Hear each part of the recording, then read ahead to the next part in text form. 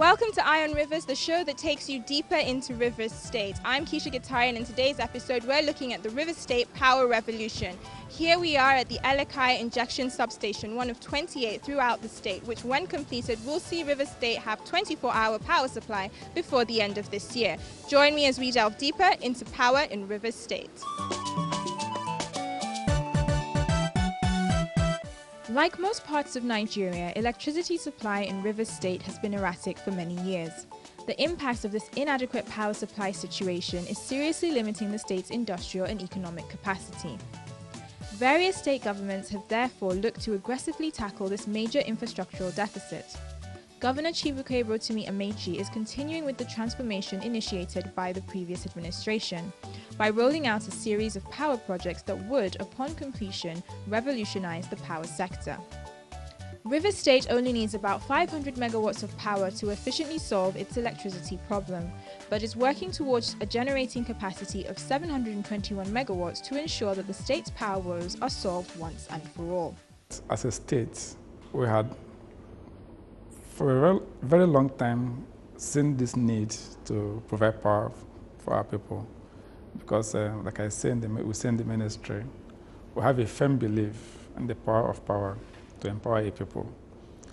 As far back as the 1979-1983 administration of Rivers State, the old Rivers State, when we had what we call Bayelsa today and Rivers State, we started the first IPP in the country.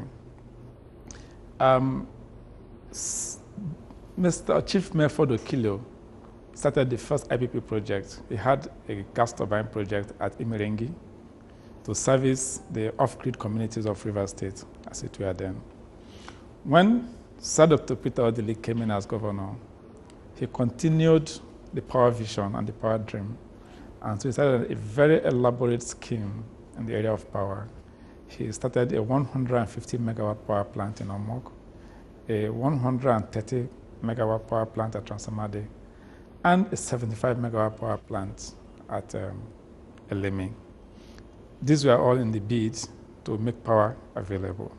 He didn't complete all of them when he started, before he left office, but he was able to achieve Omok and 36 megawatts at Transamade. He left, and Right Honorable Chibuike Rotimi Amechi came on afterwards and continued with the vision to give our people power. And so we took on what was left by Odili, what was not completed. Rather than start a completely new scheme, we took up what he left behind. We took Omok from 100 megawatts that was commissioned by him and completed the remaining 50 megawatts to make it 150 megawatts.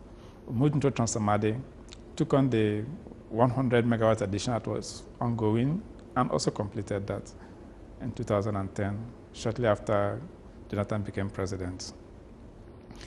And then by the time we came in, we did a power audit to see what we really need as a people in this area. And we were told that about 500 megawatts will solve our problem.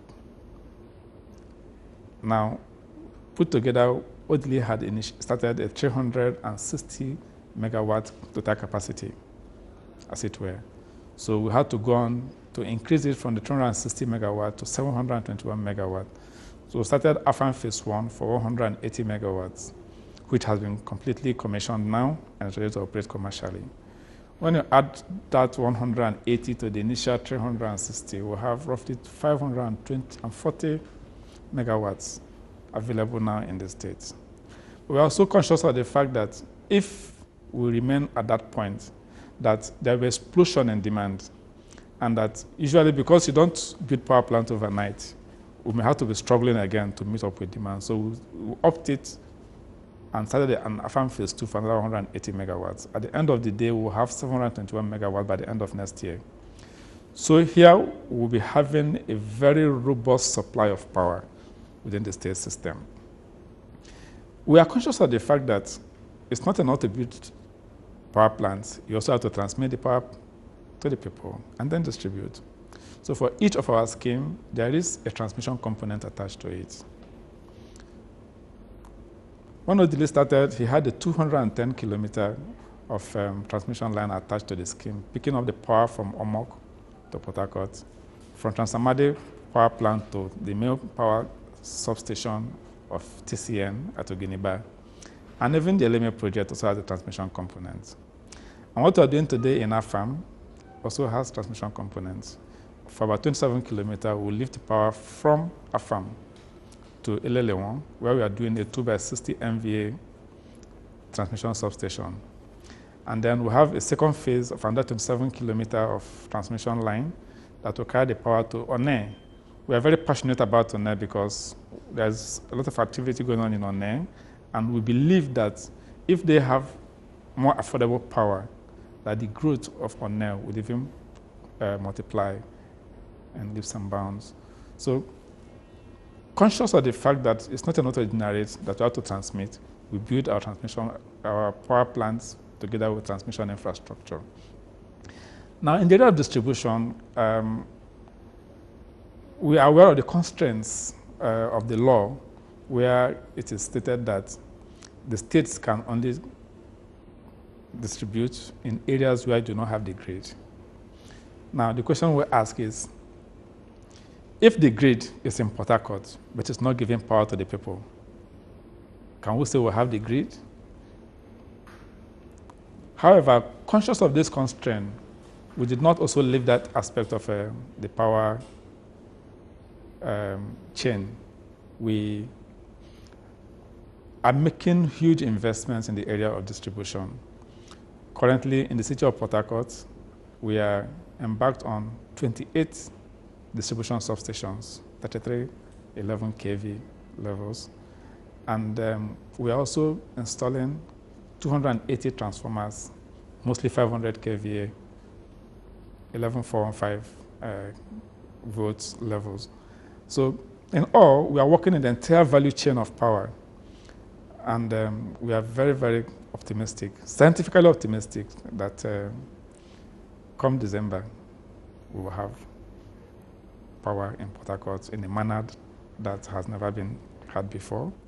The sustainability of it, we're optimistic that it will be sustained because at this point, the federal government is determined to sell off a greater part of their assets and interests in the distribution sector. And so the distribution business will fall into the hands of private business people who will pay money for it and who will have to pay back the banks where they borrow this money from and will have to work hard to keep the system going. So when we make the investment we're making now, those who will come over to take over the distribution network in River State environment will be very lucky, because what is required for them to cut down the technical losses would have been done by what we are doing now. They would then have to invest only in cutting down on their commercial losses, which will involve metering and advocacy legislations, which the state will also help them with to ensure that people are responsible, they take the power, and they pay for the power. The responsibility of the provision of power infrastructure in Nigeria lies mainly with the federal government. However, Rivers State, realizing the importance of a stable power supply to its economic development goals, has invested substantially in its generation and distribution capacity. Currently, Rivers State has a generation capacity in excess of 400 megawatts, 237 kilometers of transmission, and is improving capacity as well.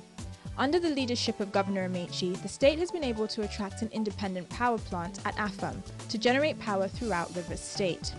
The aim is to have 24-hour power supply throughout most of the state by the end of 2013, and for Port Harcourt, the state's capital, to have 24-hour power by the end of this year.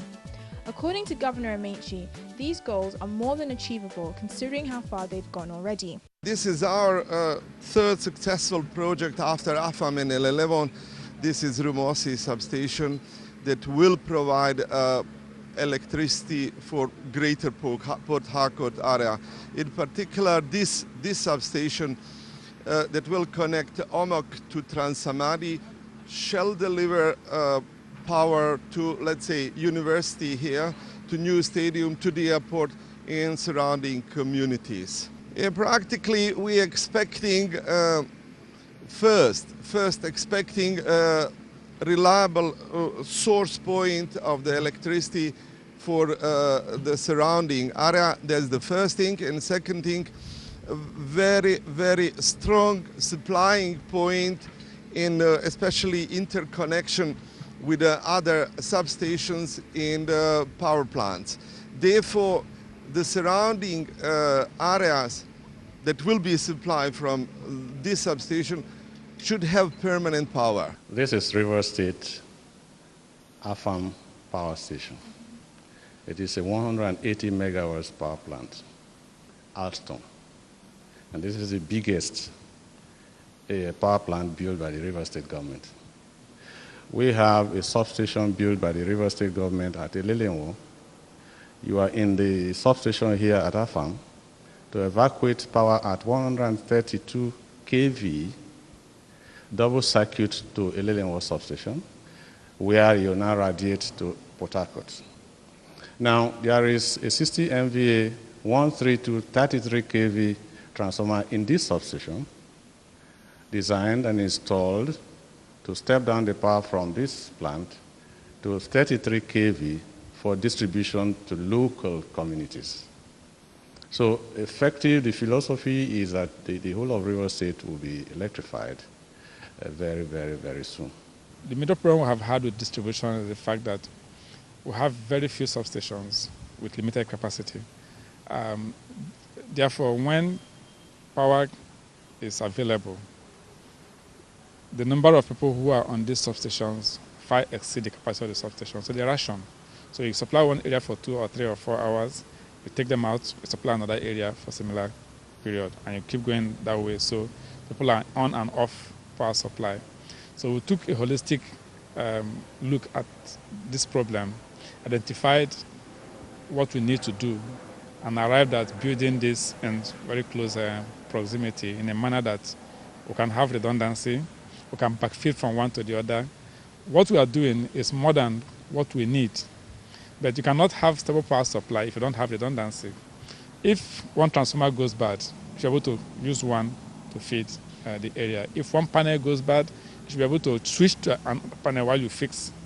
Because these things are not made here and we don't have them in so much stock, the act of looking for a replacement and trying to fix it back can take you forever. And then the people will not be able to have a good power supply. Solving the power generation problems of the state has been key to the current administration. Currently, the state will only need around 500 megawatts of power to solve this issue, and the current scheme caters to over 700 megawatts of power, thus creating a surplus that can go out to its environs.